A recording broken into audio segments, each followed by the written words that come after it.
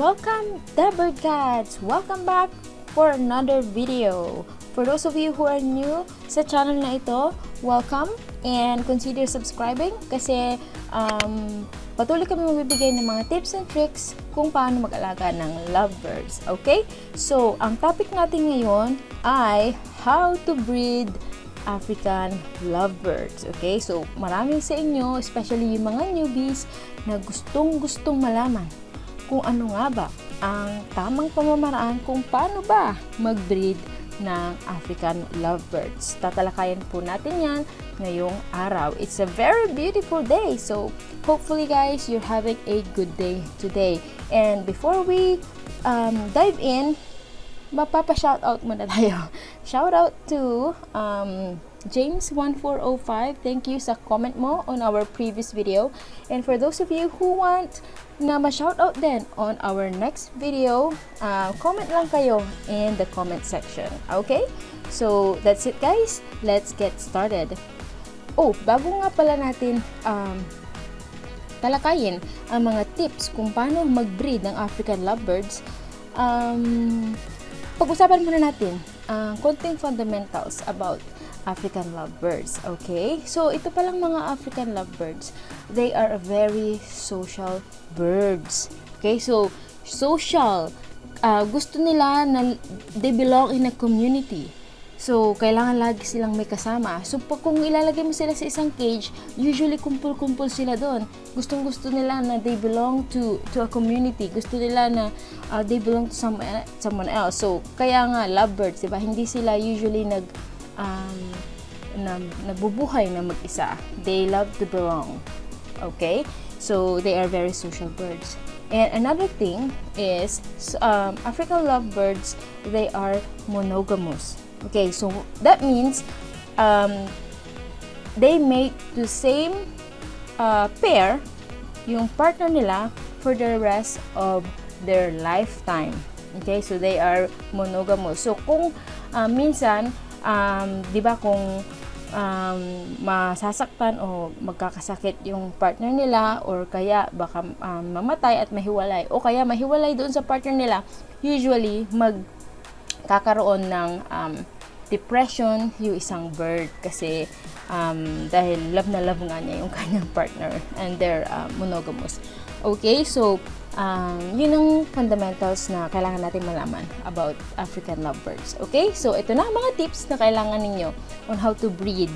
Okay, so number 1 is to provide a proper breeding cage. Okay, so ang minimum size ng cage should be 18 by 18 by 18 inches. Okay, so yun yung sa cage nila, so for the pair. And dun sa cage nila, of course, kailangan may nest box na kasama. Usually, nasa mga 1 foot by 1 foot yan. Meron na rin yan available sa mga pet shop. Okay? Tapos yung butas, ang diameter yan is usually 3 inches. And, another fun fact. African lovebirds came from or originated from, of course, Africa. Okay? And dun sa Africa, sa wild, nakatira sila sa mga holes. So, ganun din exactly yung sa nest box, yung holes, ganyan na ganyan. Holes sa mga trees. Tapos dun sila nakatira sa loob. Okay, so that's a fun fact for today. Oops, before we continue, please hit that thumb or like our video and subscribe. Consider subscribing, okay? And that will really help this channel and us to create more videos for you. Okay, so let's continue.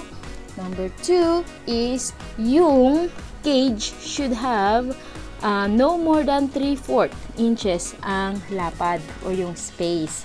Okay? Pero kung may mga cage naman na ganito available sa pet shop, I think they're all designed that way. Alright? So, that's it for the cage and for the nest box. And kailangan bigyan nyo rin ng kusot yung nest box nila. Okay? So, para meron silang paglimliman or pag-anuhan ng mga itlog nila. Alright. So, that's the first one is the cage, the nest box, and yung kusot. The next thing is to get a pair or pares. Okay? So, kumuha kayo ng pares na gusto nyong i-breed. Okay? Make sure na yung pares ay isang hen at isang cock. Okay? Make sure na proven na pair na yung mga yon. Kasi kung hindi proven, it will take time. Baka hindi sila mangitlog o hindi sila proven na pares. Okay? So, kailangan make sure na isang hen at isang cock ang pares ninyo at proven din na pares talaga sila. And of course, make sure na excellent condition. Ibig sabihin, healthy ang mga ibon. Of course, ayaw nyo i-breed ang isang ibon na hindi naman healthy and hindi rin siya makakapag-breed ng ayos kung hindi rin siya healthy. Okay, so another thing is you have to make sure na kukunin nyo is the correct species. Kasi minsan yung mga mga lovebirds na kung iba ang maipapares mo sa kanila, iba yung magiging anak nila. Sometimes hindi maganda yung kalalabasan ng mga anak nila. Okay? So make sure na correct species din yung ipapares o yung magkapares. Tip, ito ay tip in general is sa magkapares is ang fisher is always i-pair sa fisher. Sa fisher ay sa fisher. Ang personata ay sa personata. Ang Alps 1 ay sa Alps 1. Okay? So, that's a general rule. Kahit pwede nyo ipag-mimix ang mga different colors nila kung gusto nyo magkaroon ng ibang mutation ng color, but the same rule applies. Fisher is to fisher, personata is to personata, and Alps 1 is to Alps 1. Okay? Got it? Alright. So, another tip pala.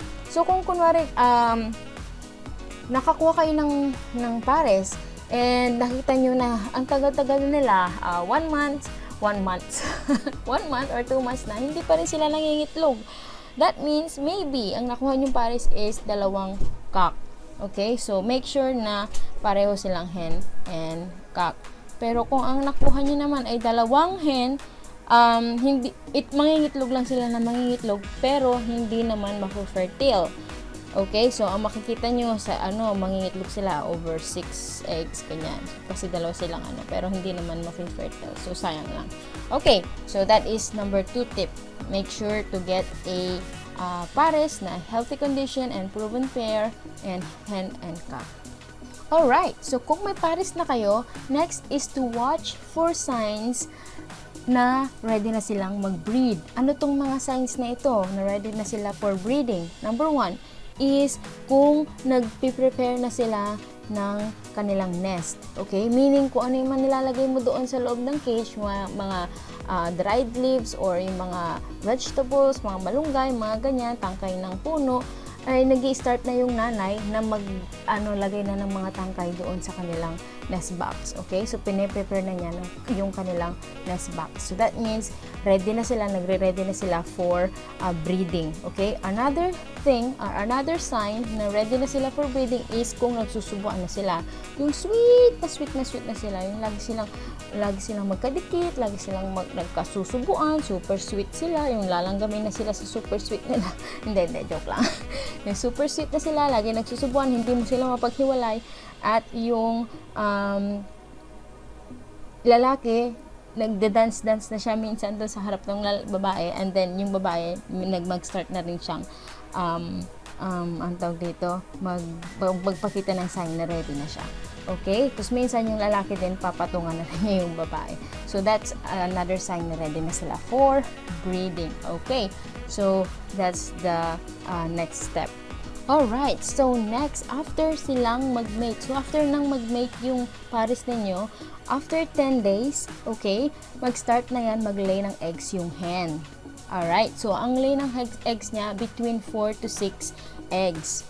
Alright, so kung nakapag-lay na siya ng eggs, after 10 days, okay, pwede nyong ma-check kung bugok ba yung egg or fertile. So, paano ma-check yung egg?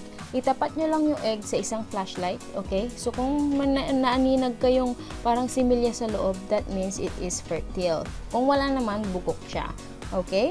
So, that is after 10 days. And, after 23 days na mag-hatch ng egg, dun na mag-start mag-hatch yung first chick. Okay, very exciting, very exciting. So, after na mag-hatch yung mga chick, may marami na siyang na-hatch na, lumabas na yung mga sisiw. Usually, between 6 to 8 weeks, ayan, after nilang ma-hatch, sinusubuan pa sila yan ng nanay, nagpapasubo pa sila ng mga seeds. Ayan. So, after ng 8 weeks, usually fully weaned na sila, yung mga chicks, and then pwede na silang ilipat sa ibang cage. Okay? Para naman magbigyan ng privacy yung inyong pares na mag-itlog ulit. Okay? So, yun yung kung paano mag-breed nung African lovebirds. And of course, very, very important, ang pagbe-breeding sa lovebirds, very stressful yan sa katawan nila. Okay? So, make sure that you provide a nutritious diet. Ang mix or African mix or seeds is not enough to give them the nutrients na kailangan ng body nila. Okay? So, ang gagawin nyo ay bibigyan nyo sila ng mix ng seeds, ng nuts, ng fruits, and vegetables. Okay? And aside from that, don't forget to give them vitamins and also the cattle bone para sa minerals and calcium. Okay, very, very, very important na mabigyan nyo sila ng very nutritious diet. Okay, ganun din, after na mahiwalay nyo yung mga bata, yung mga chicks, na bigyan nyo rin sila ng very nutritious diet. Same thing. Okay, para lalo silang maging healthy paglaki nila. Okay? Alright guys, thank you so much for listening. I hope na meron kayong natutunan sa video natin ito. And for those of you na natuwa, please click that thumbs up and like our video. At kung hindi pa kayo nagsasubscribe, ano pang hinihintay nyo? Subscribe na! And also, i-share nyo rin to sa inyong mga kabarkada at mga friends para matuto din sila kung how to breed African lovebirds. Okay, so again, thank you so much guys. We hope to see you on the next video. And again, kung may mga tanong kayo, leave it in the comment section and we will probably feature your question on our next video. And of course, mabibigyan din namin kayo ng shoutout sa next video. Okay? Ayos ba tayo dyan? Thank you so much, the bird gods, and see you on the next one. Bye-bye!